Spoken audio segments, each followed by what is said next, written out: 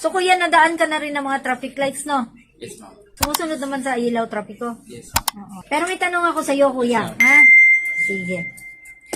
Ang kumikislap na dilaw na ilaw, pantrapiko, ay nangangahulugan. A. May karapatan kang dumaan kaysa sa kumikislap na pulang ilaw. Letter B. Magdahan-dahan at maingat na dumaan.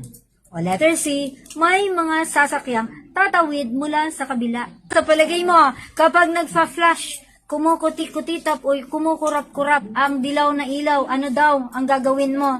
Magdahan-dahan, ma'am.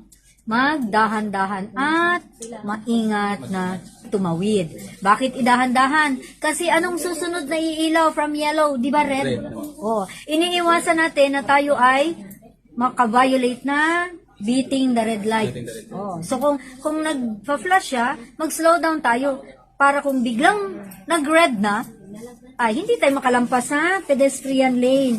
Kasi always kapag may ilaw trapiko, may pedestrian lane. Kapag tayo naman ay huminto, dapat yung gulong natin hindi tayo makatapak sa pedestrian lane.